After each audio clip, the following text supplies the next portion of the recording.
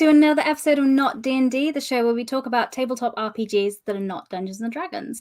Not D&D is brought to you by EN Live, which is part of EN World, the leading tabletop news and reviews site. I'm Jessica Hancock, and with me today, I'm very, very excited. We have an excellent guest. Banana Shan, please introduce yourself. Hello, thank you so much for having me. I am Banana. I am the owner and co-founder of a small box board game and RPG publishing company called Game and a Curry, and I also design and write and do all the things for other tabletop role-playing games and board games. So that's just a little bit about who I am. Yeah, a tiny snippet. Well, don't worry, we're going to get into it over the next hour. So please, if you have questions, please type them in the comments on YouTube, Facebook, or Twitch, and we will answer them here. So as always, I generally start by talking about your background with tabletop RPGs. Like, when did you start as a player? When was your first RPG session? Yeah, absolutely. So the first time I ever played a tabletop role-playing game was a session of D&D. I was in, I think it was high school, and I did not enjoy it. Oh, okay, great start. Yeah, I was not having a great time, Okay. and I think I was more interested in like boys and alcohol at the time, boys and girls and alcohol at the time. So I just was not into it. Yeah. But fast forward like a few years later, I think it was right around in my like right after college, I would say. During that time, I started getting into board games. I had always played video games, so there was like this intersection between like, you know, video game communities and board game communities, especially in like convention settings, right? Yeah, definitely. And so yeah, so I started playing board games. I started getting into that, and then alongside that, I started getting into LARPing as well. Yes, And love so LARP here as well. yeah, and so specifically, I got really interested in American freeform LARP. Yeah. And I started writing a few LARPs. We also started publishing board games at the same time as well. And then I guess that sort of like delved into RPGs, like tabletop role-playing games. And I didn't officially start getting interested in like writing tabletop role-playing games until after I started playing Monster Hearts by Avery Alder. Oh yeah, very popular setting. Yeah, definitely. So that's just like a snippet, I guess, of like yeah, all the things. That's how it started. That's really interesting, because it sounds like you had a bit more of an unconventional route into the industry. That's probably why the games that you've done are a bit different. They're not just, you know, because your inspiration and reference points are kind of not the classic necessarily. Yeah, definitely. Yeah, well, I would say like I was never really interested in like I mean, I am interested in like high fantasy, but not as interested in like other genres. So this is the perfect show for you then. Not D&D is really your jam. You're on the right Oh, page. yeah. Excellent. Okay. Well, talking about RPGs that you've done, you've worked on lots of different RPGs. Like last week we had Andrew Peregrine talking about Dune, and you also worked on that as well. Could you tell us a little bit about your involvement with that project? Yeah, so I would say what happened was I was at a convention. I think this is like PAX Unplugged or Gen Con. And during that time, I met Chris from Modiphius. And then I think later on, we just started chatting, right? Like over email. And he was like, hey, you know, we're doing some stuff for Dune. Would you be interested in like writing for it? And I was like, yeah, sure, absolutely. Amazing, yeah. Yeah. And so I think during that time I was also a little busier. So I think I started off with like a small gig. I think it was just stuff for the GM screen. And so that evolved into writing more stuff for the core book, specifically on like, you know, writing out NPCs, like, you know, what is it like to create your own NPC, that kind of thing. And that sort of coincided with the same time as when I was writing for Junction Blend the Banquet Hall. So that was like when I was designing it.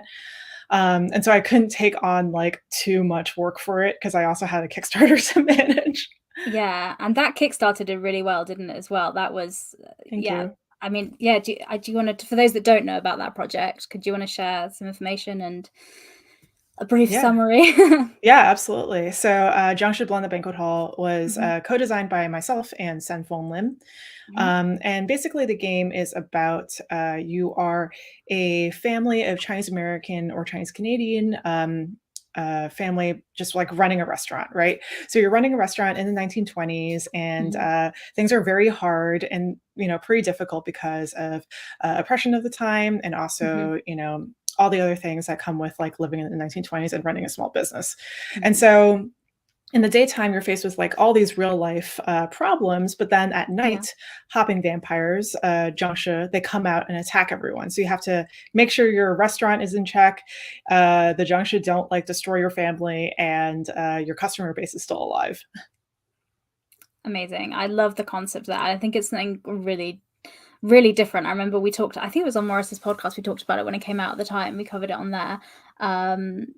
I love the idea of the way that every day meets the supernatural in that, because like I think you could just role play the first half and have a really fun game without any of the supernatural elements if you wanted, as well, because I think that's such an interesting time and setting as well. Thank you. Yeah. And other board game projects you have that you've worked on. I think there's some people I see in the comments here. So if you have any questions about any specific games or role-playing games that you've seen Banana work on, please put in the comments and we can ask some questions and dig into that on there. So would you say that was which is your favorite kind of project you worked on? Because I know also I want to talk to you about Questlings a little bit as well. It's hard to pick a favorite. Yeah, I mean, I would say that like Jiangshi is definitely one of the ones that we spent the most time and energy on. Mostly because we wanted to get everything right. You know, we wanted to get our experiences right, but we also wanted to get like other Asian American, Asian Canadian experiences correctly. So we hired on a lot of people to work with us, both in terms of like sensitivity consulting and also historical consulting, and making sure that like we get everything correct. And so we had a lot of people working with us on that. Awesome. I'm not sure there are as many Asian American setting RPGs that I know about. Like, is it this isn't the only one? Surely there must be other ones, or is it? Yeah, I think there are a few. For sure, like on Itch, like I'm sure you're going to be able to find like tons and tons of you know, smaller RPGs or even bigger RPGs that people have written. I would say that like Ross Chung recently put out, and I say recently, it's been like 3 years, maybe 3 or 4 years, but he wrote a LARP for. Recent, yeah, I know, I can't even believe it with the pandemic, but yeah. he wrote a LARP where you're supposed to play it around like a dim sum setting. So you're like eating dim sum in real life, and you're also like playing this game. So yeah, you could definitely find that through Itch. I'll definitely have a look for that. I think I do love LARP. I've missed it so much in the pandemic because I think that's been the thing that some LARPs just don't do well online. Like role-playing games, there's so many you can play online, do something like this, and it works fine. But LARP is the thing I'm missing very much. I have my first one coming back in May, so I'm very excited for that. What LARP is it? It's based on a hack of betrayals and betrothals. So it's like a Regency setting. So you're all going to a dinner party and you're going to so the women are there, you have various different agendas, but some of them are like, oh, I need to get married because my father's thrown away all the money, or, you know, it's Regency. I think Bridgerton is what So, and I get to wear a dress, so I'm very excited about that. That's so fun. People haven't come here to listen to me, they've come here to talk to you and hear what you have to say. So I'm going to move us on. Do you have any LARPs coming up at the moment, or are you still waiting to book a bit later in the future? Oh gosh. So like a lot of the LARPs that I do are mostly like, because they're American freeform, you can just like do them at home, right? Like they're not too intensive in terms of like costuming or travel or anything like that, which is one of the reasons why I really enjoy it and I really got into it. Yeah, it's super accessible and they're short. But I would like to eventually go to another Nordic LARP. Like I would really just love to do one, right? I did one before the pandemic happened, like in 2019. That was Baphomet, and that was great. So yes. Yeah, those big Nordic LARPs seem really great. And there was one I saw, I can't remember what it's called now, but it was done on a pirate ship and they actually rent like a ship. I can't remember what it's called. In the comments, because it's the internet, someone will correct me. If you know the one I'm talking about, put it in the comments there, because that one seemed amazing. And I was like, oh my gosh, I really want to go to that. I think that's the one that Momo O'Brien was on, right? Like I saw her do a video about it and I was like, oh my God, this is so cool. They've done a few runs of it, but it just looked so amazing. And everyone went to town with the costumes and it looked like an awesome kind of setting with that. So cool. So going back to RPGs away from LARP, Questlings as well. So I wanted to talk to you about that because you were involved with that project. So if you had to give an elevator pitch, if nobody's heard of Questlings, how would Yes. you describe it? Yeah, so Questlings is a children's RPG. It's designed specifically for kids and their parents or kids and their older sibling. And basically, you are playing kids who have challenges. So that could be something like trying to, go to a soccer tournament, or trying to score a good grade for a class project. Whatever it is, these kids have challenges, and to overcome those challenges, they have to call upon their inner hero. And when they call upon their inner hero, the game sort of turns into like this fantasy setting. So you're sort of like make-believing within a make-believe setting. Yeah. And you're playing with this map, and it has a storybook. So if you're a first-time GM, you just read it through. And it's just like a step-by-step guide. Like basically, if you don't know what you're doing, just read the book, and you'll be able to figure it out really quickly. That's awesome. We love a low barrier for entry for games like that. I really like the look of this because I hear so many people. I think role-playing games, loads of people that play them are now like in their 20s, 30s, 40s, and they have kids now. And so their kids see them playing. They're like, we want to get involved, but sometimes maybe you have a theme that's not like going to be suitable for your 6-7-year-old to get involved with. But the game like this, having products that exist specifically for that age group, I think is really great because it's bringing up the younger generation of role players for sure. Yeah, absolutely. I co-designed it with Tim Devine, and Tim actually, we managed to test it with his kids, and they had a really great time. And we made sure that we have like safety/calibration tools on the actual sheets themselves, and everything was like very visual, right? Like we depend a lot on like the visuals, so that way the kids don't feel left out, or they don't feel like unheard. So we made sure that we had like proper calibration tools specifically designed for them. Playtesting with kids though must be a bit harsh at times because kids don't lie or hold back if they don't like something, right? Did you get any really feedback?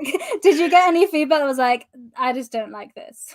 Oh no, they were all great. They were okay. Yeah, they loved it. I mean, I'm gonna say that it was all Tim, because Tim he did a great job just like GMing and playing with the kids. So honestly, like I think we just had a great group, and the kids were just great. So yeah.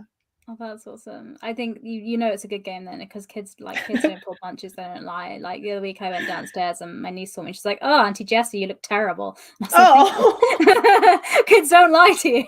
So if you get a compliment, you know it's real. So the Questlings must be a pretty good game if it's kid approved then, for sure. I hope so, yeah. So you mentioned briefly before as well as role-playing games, you're known for board games as well. Could you talk us through some of the games you've done and that sort of world of your career as well? Yeah, absolutely. So for board games, I've done haunt writing for both Scooby-Doo Betrayal at Mystery Mansion. I always have to like remember what the name is because I'm just like, it's Betrayal, but what's the rest of the name? Betrayal at Mystery Mansion, and I also did haunt writing for the latest Betrayal, 3rd edition. And some other stuff that I've done in the past is just like publishing, right? Like, so I've published other friends' games through my board gaming company, Game and a Curry. And I think I can talk about this, but I'm just going to say it. So right now, okay, we're live. Go for it. Yeah, whatever. So I just worked on Guardians of Matrimony. That's through Critical Role. So that's Yansu Davis. Yansu Kim and I. We worked on that game, and we're also currently working on a Chucky game through Trick or Treat Studios with Eric Slauson. Wow. Child's Play. I call it Chucky, but it's Child's Play. Yes. Yeah. Chucky Child's Play. Yeah, I figured it was that one. Yeah. Hope maybe that's an exclusive here on Not a D&D, so we shall find out if you're allowed to go. That's really awesome. How did you get involved with those projects? Were you approached, or was it just like networking at conventions like with June, or? Yeah, so we were approached for both. With Darrington Press, they're great. We're friends with Ivan Van Norman. He came up to us and he was just like, "Hey, would you be interested in working on a thing?" And we were just like, "Yeah, absolutely. Like, we'd be happy to like work on something with you." And it turns out it was Guardians of Matrimonia. So we did development for that. We did design work for that. He initially came to us with a concept that was a card game.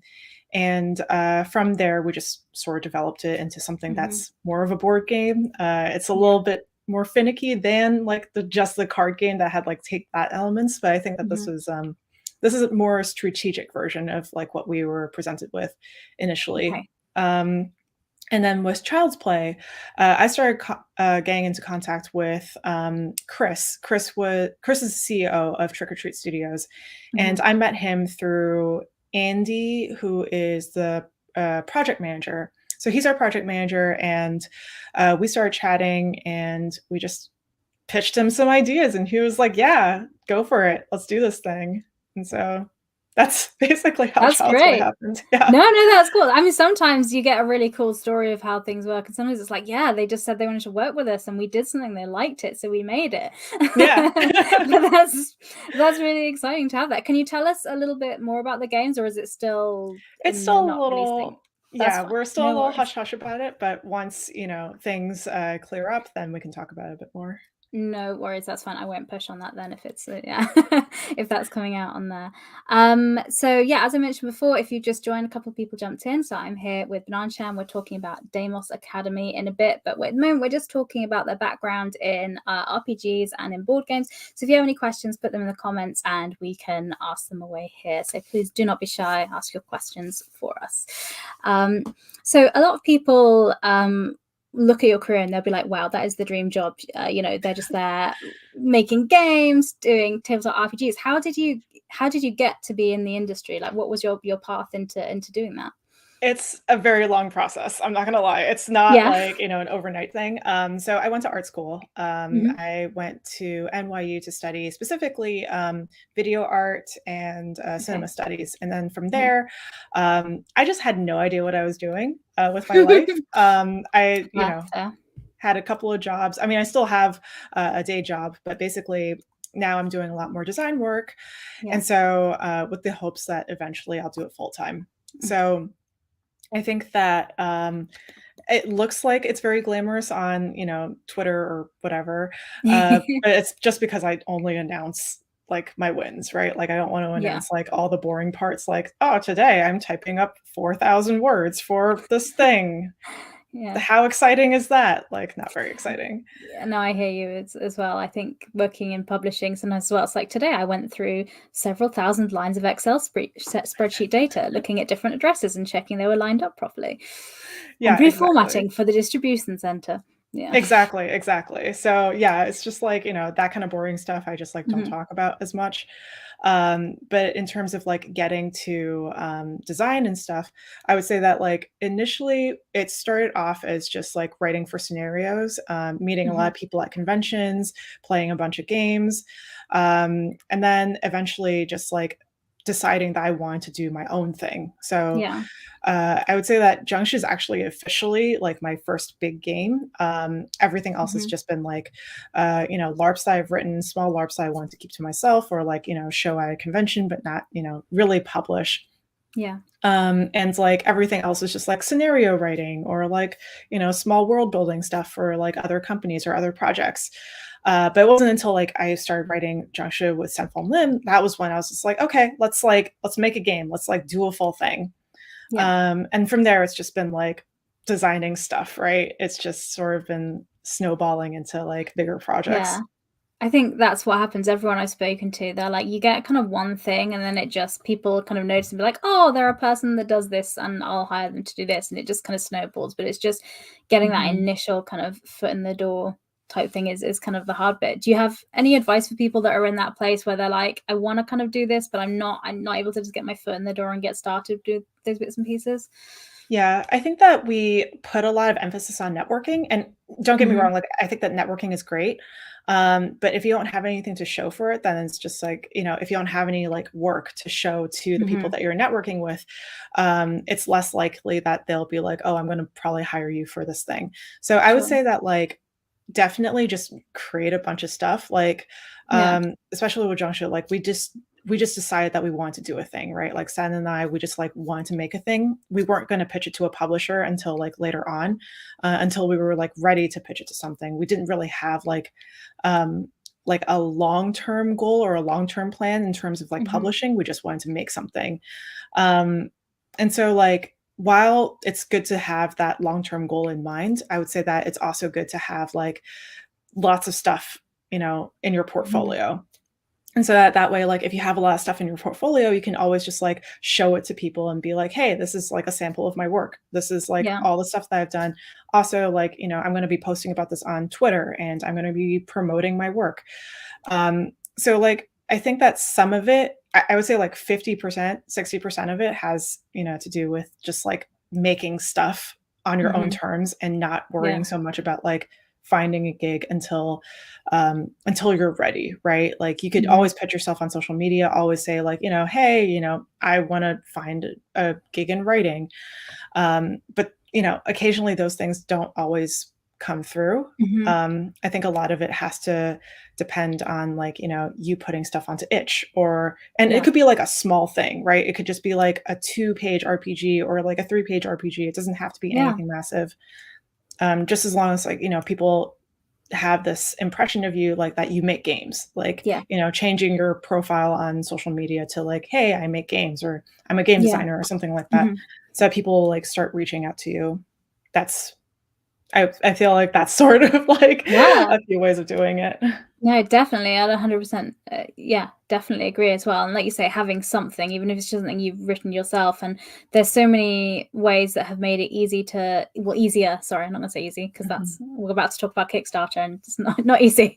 Yeah. So it made it easier. So things like Kickstarter or even Drive Through RPG, just putting your adventure on there, it's out there. People can see it. So I 100% agree, and that segues us nicely into Kickstarter. So I'm going to wheel this up on the screen. So I'm getting to the meat of what we're here to talk about. We've had a couple more people join, so hello. Please come and ask any questions that you might have. Pop them in the comments. I can pop them up on the stream. Just for example, like this lovely person here who's able to catch it live. Please ask your questions. We'll be happy to answer them. But what we're here to talk about is Deimos Academy. Did I say that right? Yes. Yeah, talk about briefly before. So we're here to talk about Deimos Academy. So it's Kickstarter that is live currently now. I'll put the link in the comments here. So if you want to go check it out and back it, you can. As you can see, it's fully funded. So no matter what, it's going to be happening. But there's some awesome stretch goals, which we'll get into and talk about. But yeah, so do you want to give us, obviously we can see on the screen lots of lovely stuff going on, but do you want to give us the pitch for, so what is Deimos Academy about? Yes. So Deimos Academy is about a bunch of adults returning back to their creepy old boarding school, and they're there for a reunion. And they get there and they realize that no one else is there, and they have to go through different rooms in order to find people or figure out what's going on. And as they do, they uncover fears and memories. And eventually those fears manifest themselves in weird and creepy ways. The game comes in a coloring book with paper dolls, and if you have never painted minis before, this might be a gateway into painting miniatures. Yeah, and it is GM-less. It is a horror game, and it is very much player-driven. It sounds so interesting. I love the element you say about, because it involves a coloring book and coloring in, and that was what really grabbed my attention, because I was like, oh, I don't know if I've seen that like done kind of before. What was the inspiration behind that mechanic in the game? Yeah, so initially what we wanted to do was we wanted to make like a game based on the Nutshell Studies by Frances Glessner Lee, who was this heiress who just had lots of free time and money and made a whole bunch of doll houses depicting murder scenes. And so these murder scenes, yeah, they're honestly like very intricate. And so these doll houses, they actually were so intricate that I think for a while the FBI was using them as training tools. But now they're like used in they have their own like galleries and stuff, right? They have like a revolving show, I think, across the US. And so I wanted to make something that was like similar to that. So I wanted to make like a haunted house game, hence, you know, why I got hired on for Betrayal as well. So that's like a side thing. But like anyway, that's like your genre, yeah, apparently like I do a lot of this stuff. And so I wanted to make like an RPG based out of it. But as we were doing paper crafting, I was chatting with Amanda Call, who's the illustrator, and now I would say that she does like co-design with us, because like you have to design Yeah. like the dolls, you have to design like, you know, Mhm. the character sheets and all that stuff, right? So and she's been doing so much playtesting and development with us.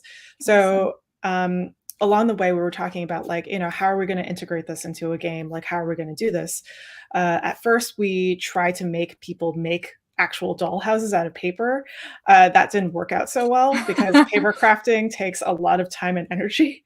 Mhm. And this was like pre-pandemic, right? So we were like playtesting this. It just took a long time, and it felt like inaccessible.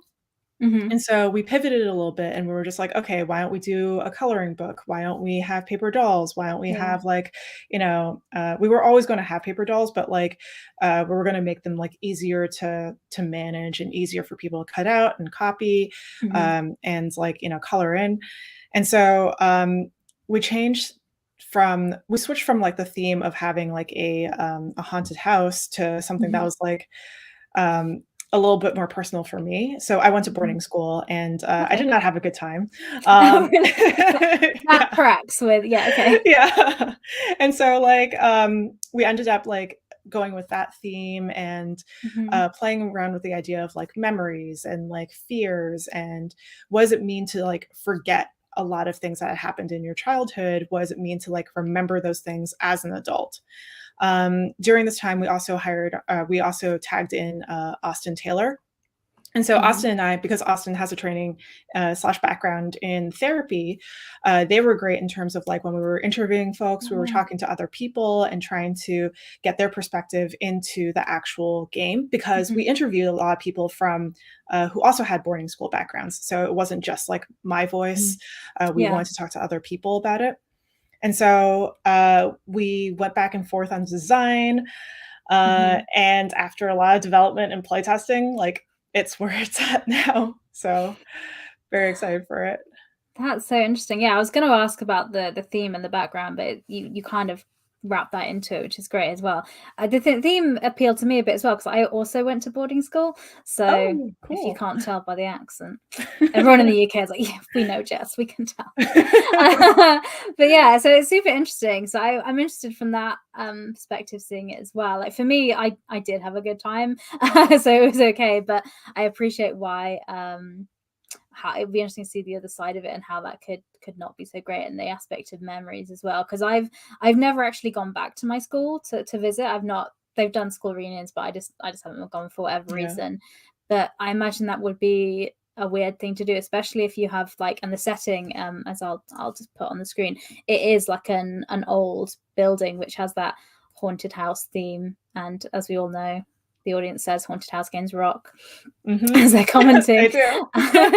So yeah, so when you're designing the school and the house, would that be giving too much? I guess that might be giving too much away in the game if we talk about Oh the no, go design, or ahead. no? No, Okay. absolutely. Yeah. Yeah, well, I was going to say, so what were your references for the design of it? Was it from your like your boarding school, or did you just try and go for like the most haunted, creepy thing you could imagine, or yeah?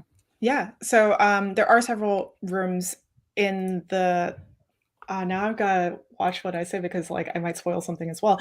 Actually, it doesn't matter. That's why I Yeah, asked. So I was no, it like, I doesn't matter. don't want to ask a question that's going to give anything away, but yeah. It's fine, it Mm. doesn't matter. Honestly, like when we were talking about this, we were like making up the different rooms. I Yeah. gave Amanda a list of all the rooms that I remember Mhm. from the school that I went to, and she did a fantastic job of just like putting them together. So the coloring book aspect comes into play when you're going through these different rooms, because you're coloring in the rooms themselves.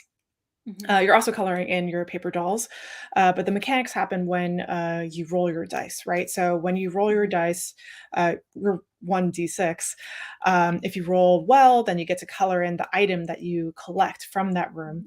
Mhm. If you don't roll too well, like a 3 to 4, then you get to color in like something in the room that's not the item, but something that Mhm. represents your fear manifesting, or like something creepy manifesting in the room itself. Yeah. If you fail the roll altogether, then you basically tear the top card of a memory deck that you've created beforehand with the Okay. other players, and you just try to you basically have like a role-playing scene with the other players and have like a sort of like an antagonistic role in the scene. And you also take a piece of the school uniform. So once you've collected both pieces of the school uniform, you become consumed by the school. And then there's a sort of like traitor mechanic at the very end where you're basically trying to draw the players, trying to draw the other PCs back into the school while they're trying to escape it. So there, at the very end, there's like basically this maze that's made up of like the fears that that you all have, and you're trying to get through it by rolling your dice. It's sort of like one of those like mazes that you draw on, like on placemats, like when you go to a restaurant and it's got Oh like the yeah, crayons. Yeah, it's like that. But creepy. But creepy, yeah. But not playful. I'm like, yay. No, no, no. There's like different prompts where you like land Mhm. on. So like if you pass a prompt or if you land on a specific prompt, it'll ask you a question like and it's like always something creepy where it's like, you know, what were hidden beneath the floorboards of your room, or, you know, what did you see happen the night, you know, the night you snuck out next to a chapel or something like that. Okay. That's really interesting to hear like the more mechanical side of it. So when you start playing the game, so let's say you backed it on Kickstarter, obviously why wouldn't you? Links in the comments for everyone to have a look at. When you receive your game, what will you have there and how will you get started? Because you said it's a GM-less game, so you can presumably all just sit around the table with your friends and get started without having to do loads of prep, I assume. Yeah, absolutely. So there are two books. So the first book is the coloring book. The coloring book comes with the paper dolls, the character sheets, all the different rooms, and just like a whole lot of stuff, right? So everything that you need to play is basically in the coloring book, and you just tear it out and just like refer to it when you need to. There's also a rule book. So the rule book goes into, you know, more detail, basically like, you know, if this thing happens, Sure. then just follow this. And it also comes with coloring pencils, a bookmark, and one other thing. I don't remember what is off the top of my head, but if I pull it up right now, I'll be able to remember I was what about to it say, someone in is. the comments go on the page and find out what it is that they've missed and comment there, because the Oh, internet loves to correct people. yes, it's a deck of cards. So it's a deck Oh, of there you note cards go. where you basically write up your good memories, your bad memories, and your scary memories. So it's a collaborative experience trying to write these memories out before shuffling them up. And then, you know, whoever draws the top card will remember the thing or destroy the thing. Awesome. So how do you get started, like in terms of how do you like mechanically, how does the game start? Do you have like blank sheet characters, or do you describe them beforehand and set them up, or are they Yeah. So you have blank sheet characters, and so what you're going to be doing is you're going to be choosing a paper doll to represent your character, and you're also going to be choosing a character sheet. So the characters all have supernatural abilities. Each one has like, you know, a weird ability. One of them could be like an astral traveler. We called that, you know, for astral projection. We thought that was like a cool name, astral traveler. You could be like, yeah, you could be like a telekinetic, or like maybe you're a telepath or something like that. And so after choosing your character, you just like go through, you know, the questions that we have on the character sheet. You fill everything out, and then you go through relationship building. But before all of that happens, you actually receive a letter from the school, and you have to fill out the stuff on the letter. And so this is sort of like getting you immersed already into the setting. And on the letter, it just asks you some basic questions, right? Like you're invited to, you know, Deimos Academy. It's located at blank. So you decide where it's located at. You're going to be going there at, you know, the date. So you're going to be filling out, you know, what day of the year you're what time of the year you're going there. So like if it's December, it might be snowing. If it's like, you know, October, maybe it's like spooky season.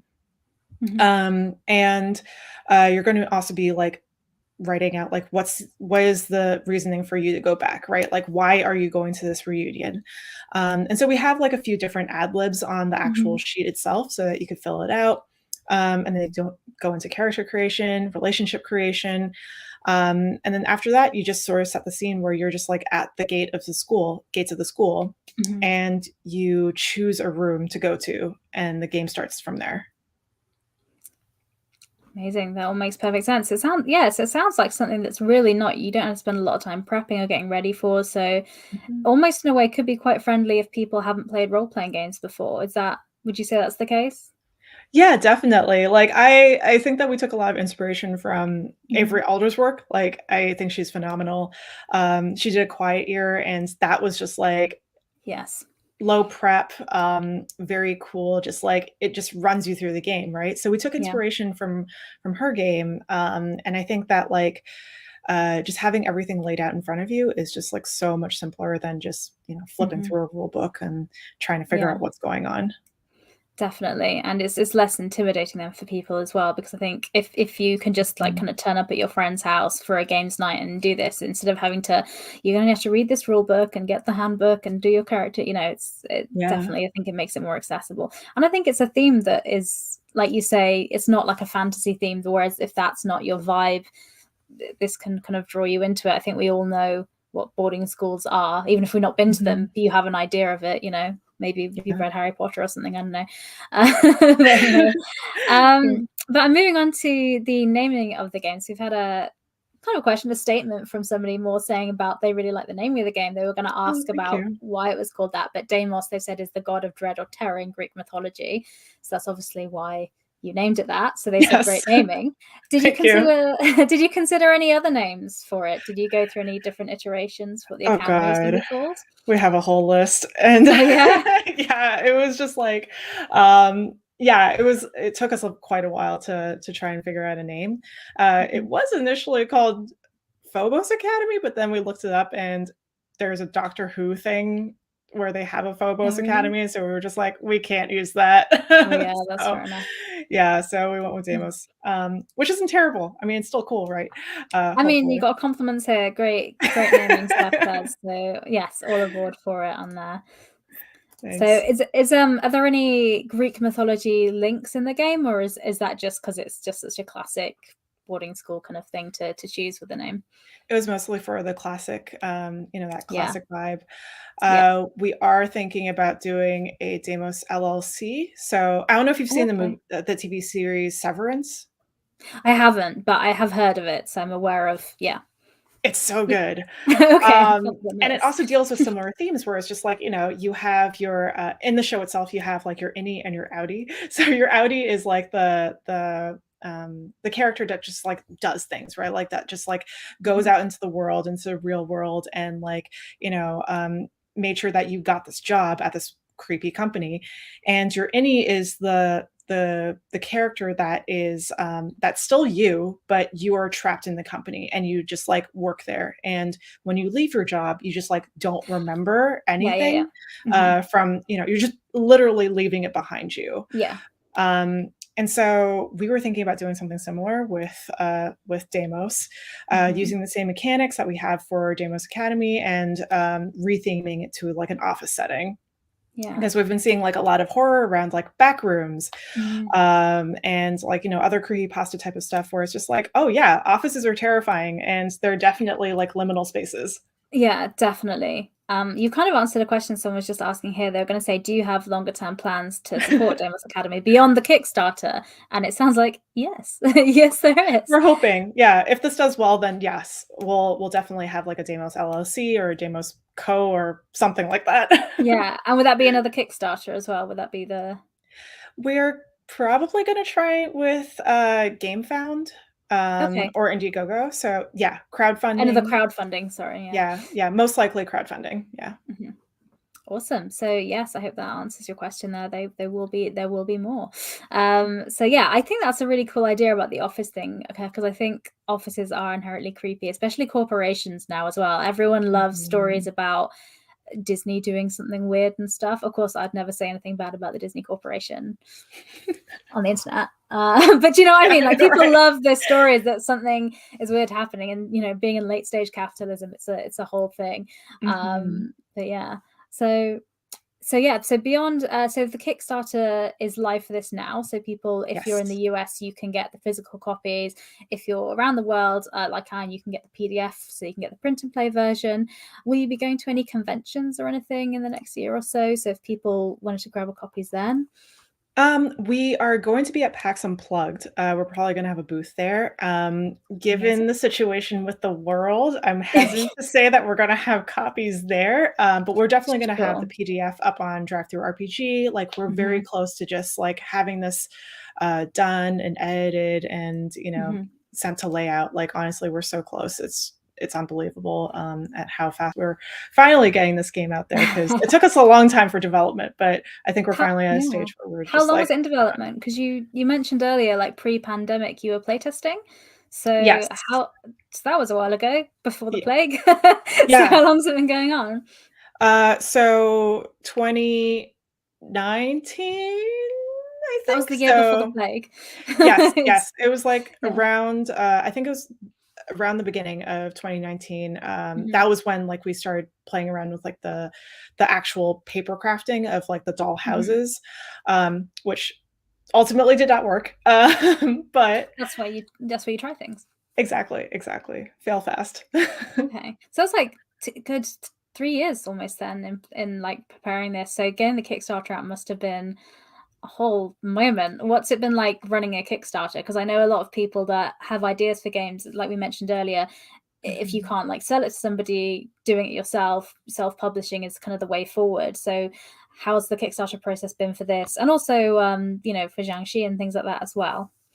Yeah, I think right now, just because, like, things are so weird, it's been, like, a stranger time, Mhm, so it's, like, hard to predict, like, what's best for your Kickstarter or what's best for, your game, mhm, but I think that self-publishing has its merits because you mhm. get to own the thing that you're making, you get to have, like, creative control over, Yeah, whatever you're doing, and at the end of the day, like, the money, like, if you're making, uh X amount of money after like all your costs, then you get to, keep it, right? sure. Or invest it into your own business. Whereas if you're going to like a publisher or if you're like, doing co-publishing, like 50% of Mhm, it might be gone or like, X amount would be going to the publisher. yeah. But at the same time, you have to do a lot of work. So there's like a lot of Yeah. legwork involved when it comes to like publishing things. You have to think about manufacturing. You have to think about like, Mhm. layout, graphic designers, artists, hiring people, manufacturing if you're doing like actual boxes and things, and like distribution. So it's a lot of work. It's a lot to Yeah, think about, but it depends, right? It depends on what you want for your game. sure, definitely. And like running and marketing a Kickstarter, or a crowdfunding campaign. I'm gonna say crowdfunding so instead of doing branding. Sorry, I keep doing that. It's Oh, one of it's those all things good. like Yeah. Hoover and vacuum cleaner, it becomes synonymous. Right. So with crowdfunding, if there's somebody has an idea for a game and they wanna get a crowdfunding campaign started, what tips and advice would you give? What learning could they take from you? Because you've this isn't your first rodeo. What tips would you give them? So I have a secret. This is actually Gaiman and Curry's second Kickstarter, like, Mhm. ever. Yeah. It's not a secret now, I'm telling everyone. But, we most of the stuff that I've been doing has been, like, co-publishing. So, Mhm. and the co-publishing side of things, like, Jiangshi was co-published. Mhm. And, how it worked was we split the responsibility, so it was 50-50. Mhm. So I managed the hiring of the Yeah. team management, the project management, writing stuff, making sure that everyone got their stuff in properly, sending it to the editor, doing all of the legwork for that. Meanwhile, the other Mhm. publisher did the manufacturing, and the distribution or sending it out to our distributor. Sure. So, if you have a partner like that, that's great. Yeah. But if you don't have a partner like that, then I think thinking about the time frames, right? Like making like a plan for the actual crowdfunding campaign. So like Mhm. maybe it's going to take you like 4 or 5 months to get ready. What do you want to show to your audience? Like what part do you think like what would qualify you as ready for the campaign? Like Mhm. what do you want your product to look like before you just like hit submit, hit launch? Mhm. And this could be like maybe I just want to cover and like, most of the work done. Maybe it's like super developed already. But like in terms of art, maybe I only have like a few pieces because I can't afford to Yeah. hire an artist. Mhm. So I'm gonna have a few pieces done. I'll have like, some of the graphic design done. But the rest of it, like, I'm hoping that if I reach my goal, then I'll be able to like hire more people on, hire, the Sure. person that I've been working with. Yeah. And thinking about that, right? Like thinking about like, okay, like maybe I want to get to a point where it's just like everything is ready except for art, except for layout, except for like, actually sending it to a printer. Mhm. And so like doing that legwork up front and making sure that it's like, it looks good on Kickstarter, making sure that, the viewer knows what they're expecting when they purchase your thing. I Yeah. think is really important. And also like Mhm. having a media circuit, like what I'm doing right here, right? Like Yeah. planning out like, who are you going to be talking to with podcasts, live streaming? Are there going to be articles written about your thing? Um, and planning that, putting that plan into your entire like plan for the crowdfunding campaign, and then also thinking about afterwards, like what am I going to do afterwards? How am I going to Mhm. distribute the game? How am I going to sell this at conventions? How do I make sure that like the 1,000 units or 2,000 units or 3,000 or whatever amount of units that's like sitting in my bathroom or garage or whatever uh, gets sold? Like how am I going to get rid of these copies? Because ultimately you don't really want to have like that many copies of your game like sitting in your apartment or house. Definitely, definitely. Especially if you live in New York and something like that, because, Mhm. space is a commodity there. So Yeah, yeah. this is my room for I keep spare games. It's not really how it works there. But yeah, so that's what you're doing with Deimos Academy. So you're gonna order a couple of thousand units, and then so there'll be a Mhm. wave for the Kickstarter backers, and then there'll be some that will be available for retail afterwards. Exactly, exactly. So, we are hoping that if things go well, we'll be able to send it off to a distributor who, Mhm. will send it out to, other places worldwide, right? We don't wanna keep it Okay, just in excellent. Yeah, we don't wanna keep it just in, like, the US and Canada, like, Yeah, that's just, like, for us mainly, like, when we do yeah, distribution, because 'cause we're definitely. doing it out of our own space. But if we're doing it through, like, a Mhm. distributor, then they can, like, manage all of that. They can, like, warehouse the stuff, they can, like, send it out to Yeah. places, and shipping will be less expensive or less work for us, Yeah, and more work for 100%. them. Yeah, no, international shipping's a whole thing as well, because it's not just the price of sending it there, but it's also you've got like taxes and things like that to consider. And Mhm. like, I think we've all heard of Kickstarter campaigns where somebody hasn't thought that through, and you've received your pledge, whatever you've got, and they're like, oh, and then you need to pay an extra 20 quid for taxes and stuff, and it's a bit like, Right. oh, which is always a bit of a thing. So I think it's really smart when you're doing a campaign to like definitely focus, and that's what it looks like you've done here. It's just being available in North Mhm. America. You've gone, this is what we can do. We can do this really well. Let's do this, and then we can look at the rest of that kind of stuff later.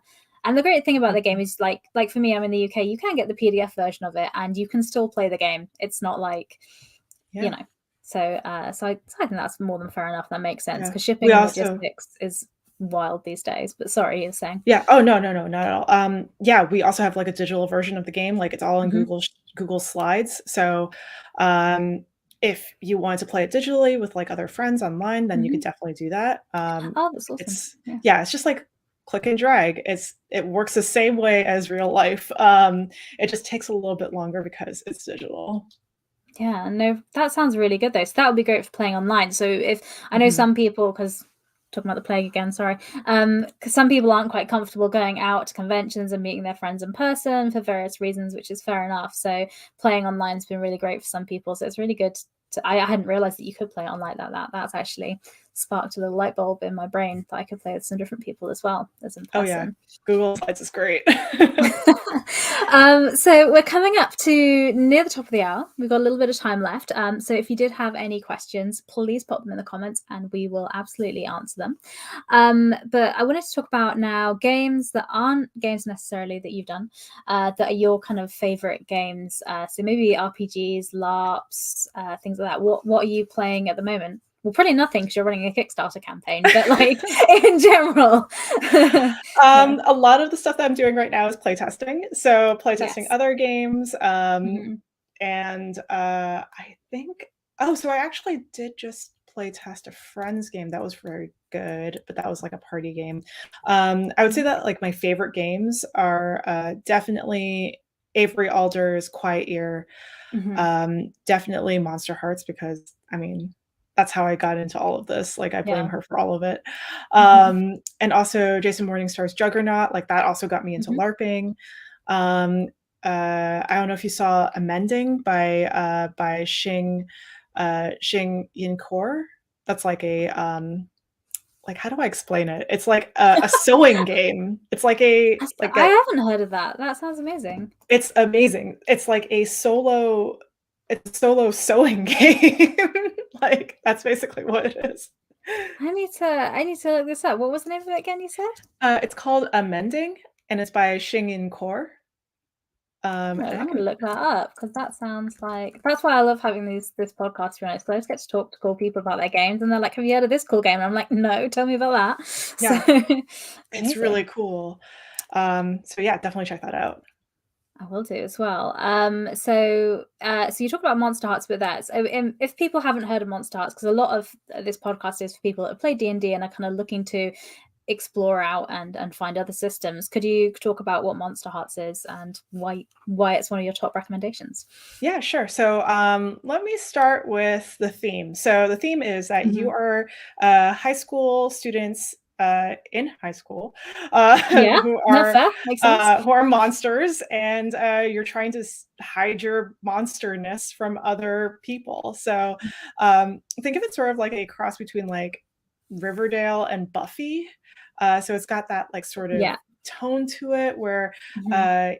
it's like you've got your like teenage angst happening, Yeah. but also like everything's such a big deal, but also like you are really monsters and there are really like supernatural things happening. Yeah. And so that's basically like what the game is about. In terms of mechanics, it is a powered by the apocalypse game. Okay. So it uses 2d6. And for those of you who have never played like Apocalypse World or any powered by the apocalypse games, it's a very simple system. It uses moves, and moves are triggered by the players when they want to do something. So if you want to do something, and there's like a conflict happening, and players are just like, oh, I don't know I kind of want to like do this thing, the GM Mhm. can suggest a move. So you would Nice. use a move, roll your 2d6. Usually it's like 0 to 6 is like a failure, 7 to 9 is like something weird happens. It's like a sort of success. And then like, was it like, I think it's 9 plus or 10 plus is like a actual success, like a very good success. Mhm. And so it's very simple. It's got like different character sheets that they call playbooks. And it's really easy to just like pick up and go. Like, you don't have Yeah. to spend a lot of time like creating your characters. Mhm. And it's like a lot more, I would say, like relationship focused Yeah, than trying to like beat the game or win, right? sure. It's more about like creating a goofy story, or like a sad Mhm. story, or like it could be tragic, right? Like it could be just like Mhm. really dramatic and tragic. I think the theme works so well because I love the idea that you're secretly a monster. Because I think when you're growing up and you're a teenager, I think everyone feels a bit like that because you're just a bit unsure of yourself and you've got things that you want to hide and you don't want to. So I love the teen angst, and it's almost like a really beautiful metaphor for like the monster Mhm. within type thing. So I've seen some people play it and they've really picked on that and like had like a monster that's been almost like a metaphor for their internal struggles and issue and stuff that manifested. So yeah, I think that's a really great recommendation for a game. So Monster Hearts, that was for everyone that's listening on that one.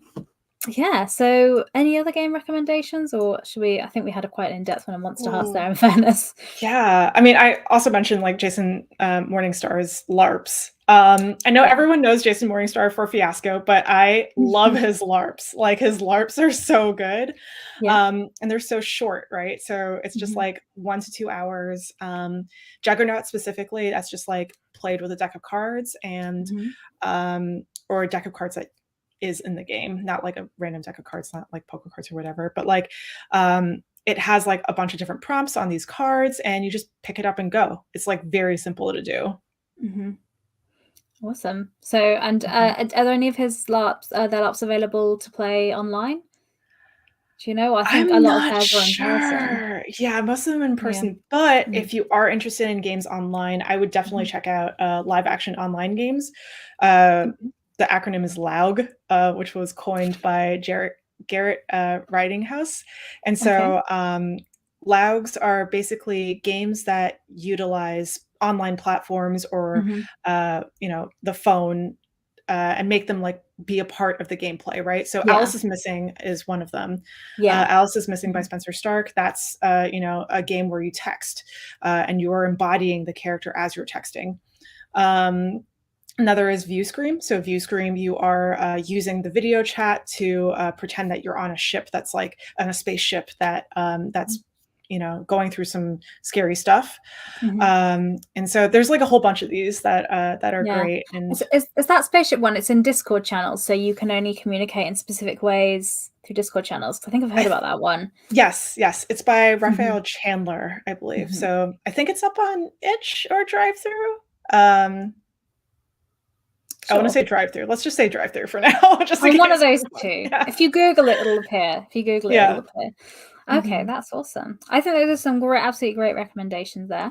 So I think we're coming to the top of the hour. So Banana, I'm going to say thank you so much for coming on and talking about your game with us. So that's Deimos Academy again. So you can back the Kickstarter now. It's got like 60 hours left on it or something like that. So we are in the final stage. If you want this game, back this now. Like I say, you can just get the PDF digital download version if you are elsewhere in the world, or if you're in North America, you can get the physical version of the game, and the link in the comments there and on the screen right now. If you want to stay in touch, so a good place to follow is on Twitter at /BananaChanGames.